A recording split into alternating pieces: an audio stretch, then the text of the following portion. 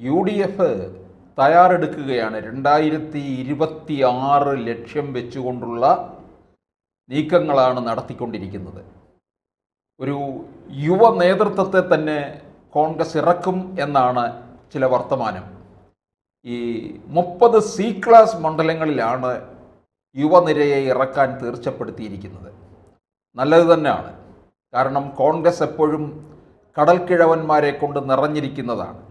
അതിന് മാറ്റം വരേണ്ട കാലം തന്നെ വളരെ വൈകിപ്പോയിരിക്കുന്നു. ഇനിയെങ്കിലും അങ്ങനൊരു തീരുമാനം ഉണ്ടായത് ഒരുപക്ഷെ ആ പാർട്ടി രക്ഷപ്പെടാൻ പോകുന്നു എന്നുള്ളതിൻ്റെ സൂചനയായിരിക്കും.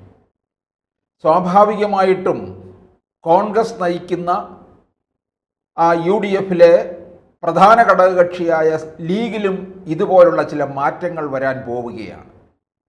മുസ്ലിം ലീഗിൽ നിരവധി താപ്പാനകളുണ്ട്.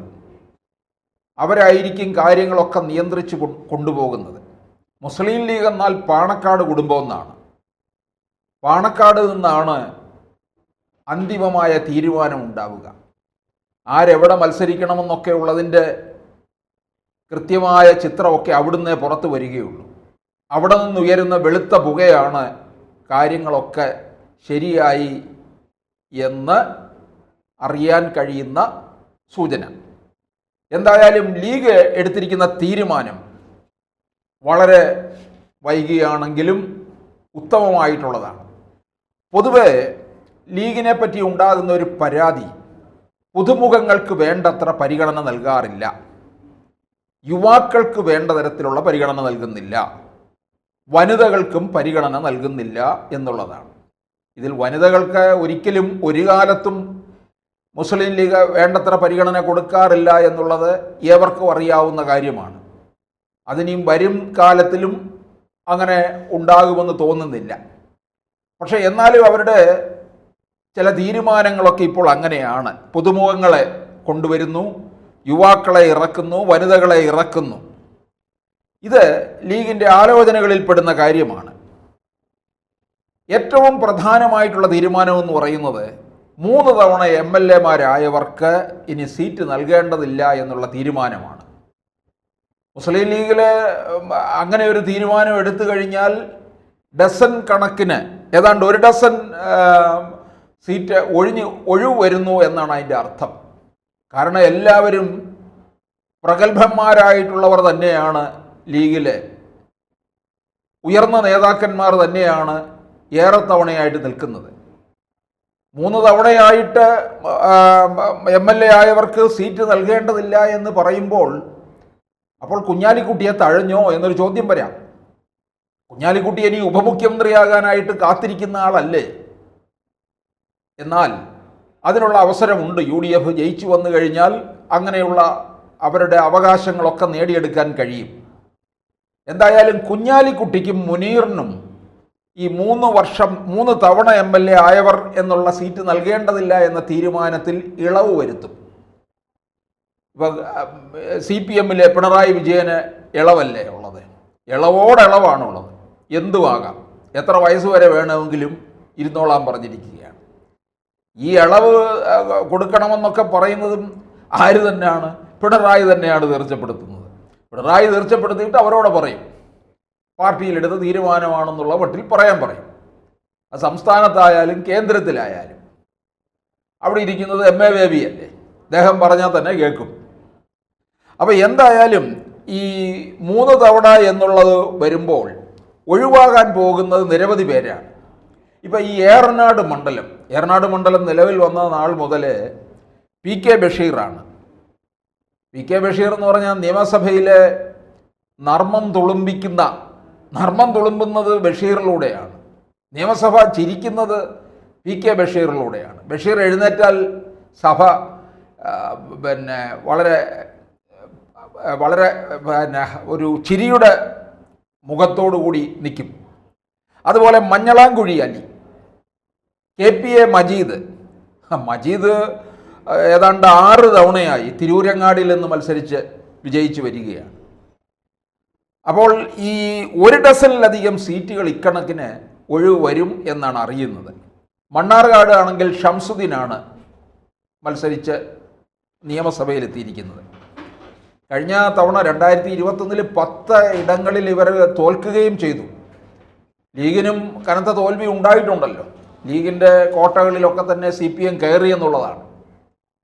അപ്പോൾ എന്തായാലും മലപ്പുറം ജില്ലയിലാണ് കൂടുതൽ സ്ഥാനാർത്ഥികൾ ഇവർക്ക് MLA-മാരുള്ളതും. അപ്പോൾ KPA മജീദൊക്കെ മാറി നിൽക്കുമോ എന്നുള്ളതാണ് അറിയേണ്ടത്. KPA മജീദ് ആയാലും PK ബഷീർ ആയാലും മഞ്ഞളാംകുഴി അലിയും ഒക്കെ മാറി നിൽക്കുമോ? പക്ഷേ ചിലരെ, നിലവിലുള്ള ചിലരെ കൂടി അവരെ എന്തായാലും നിലനിർത്തണം. ഇപ്പോൾ KM ഷാജി മുമ്പ് MLA ആയിരുന്നു, പിന്നീട് അദ്ദേഹം പരാജയപ്പെട്ടു. 2016 നികേഷ് കുമാറിനെ ആണ് KM ഷാജി തോൽപ്പിച്ചത്. KM ഷാജി സഭയിലുണ്ടെങ്കിൽ പിണറായി വിജയൻ ഭയക്കും. പിണറായി വിജയൻ സഭയിൽ ഭയക്കുന്നത് 2 പേരേ ഉള്ളൂ. ഒന്ന് മുസ്ലിം ലീഗിലെ KM ഷാജിയും, 2 RMPയിലെ KK രമയും. പിന്നെ ഈ KM ഷാജിയെയും PK ഫിറോസിനെയും, ഫിറോസ് 2021 മത്സരിച്ച് പരാജയപ്പെട്ടതാണ്, ഇവരെ 2 പേരെയും നിയമസഭയിൽ കൊണ്ടുവരണമെന്നാണ് ലീഗിൻ്റെ തീരുമാനം. കാരണം മറ്റ് പാർട്ടികളിൽ നിന്നൊക്കെ തന്നെ യുവ നിര വരുമ്പോൾ മുസ്ലിം ലീഗിൽ നിന്നും അത് ഉണ്ടാകണം എന്നാണ് ഇപ്പോൾ തീരുമാനം. അത് നല്ല തീരുമാനമാണ്. കാരണം PK ഫിറോസിനെ പോലെയും KM ഷാജിയെ പോലുള്ളവരുടെ ഒരു സാന്നിധ്യം സഭയ്ക്ക് അനിവാര്യമാണ്. KM ഷാജി തീർച്ചയായും വേണം എന്നുള്ളതാണ്. അപ്പോൾ എന്തായാലും ഇവർ 2 പേർക്കും ഇളവ് അനുവദിക്കും, PK കുഞ്ഞാലിക്കുട്ടിക്കും MK മുനീറിനും. കാരണം PK കുഞ്ഞാലിക്കുട്ടി, മുസ്ലിം ലീഗ് എന്ന് പറഞ്ഞാൽ കുഞ്ഞാലിക്കുട്ടി, കുഞ്ഞാലിക്കുട്ടി എന്ന് പറഞ്ഞാൽ മുസ്ലിം ലീഗ്. അപ്പോൾ ഈ കുഞ്ഞാലിക്കുട്ടിയെ സംബന്ധിച്ചിടത്തോളം ഇപ്പോൾ ഈ നിലമ്പൂർ വിജയത്തിന് പിന്നിൽ പൂർണ്ണമായിട്ടും മുസ്ലിം ലീഗിൻ്റെ പ്രവർത്തനമാണ്. ആ മുസ്ലിം ലീഗിൻ്റെ പ്രവർത്തനങ്ങളെ മുഴുവൻ ഏകോപിപ്പിച്ച് കൊണ്ടുപോയത് കുഞ്ഞാലിക്കുട്ടിയാണ്. കുഞ്ഞാലിക്കുട്ടിയുടെ നേതൃത്വത്തിൽ നിലമ്പൂരിലെ വീടുകളിൽ മുഴുവൻ പ്രവർത്തകർ എത്തി. ആ മണ്ഡലത്തിലെ 1000-ലധികം പ്രശ്നങ്ങൾ പരിഹരിക്കുന്നതിൽ കുഞ്ഞാലിക്കുട്ടി മുൻകൈയെടുത്തു എന്നാണ് അറിയുന്നത്. ആ പ്രശ്നങ്ങളെല്ലാം പരിഹരിക്കുകയും ചെയ്തു. ഇതൊക്കെയാണ് അവിടെ ഒരു വലിയ ലീഗിന് ആധിപത്യം സ്ഥാപിക്കാൻ സാധിച്ചത്. ഭാവിയിൽ ലീഗ് ഇനി എടുക്കാൻ പോകുന്ന ഒരു മണ്ഡലം കൂടി ആയിരിക്കും. അൻവറിലൂടെ ഇങ്ങനെ ലീഗിൻ്റെ കൈകളിലേക്ക് വരാൻ സാധ്യതയുള്ളൊരു മണ്ഡലമാണ് നിലമ്പൂര്. ആര്യാടൻ മുഹമ്മദിൻ്റെ മണ്ഡലമായിരുന്നു. ആര്യാടൻ മുഹമ്മദും മുസ്ലിം ലീഗുമായിട്ട് പലപ്പോഴും ഒരു സ്വരച്ചേർച്ചയില്ലായ്മയുണ്ടല്ലോ.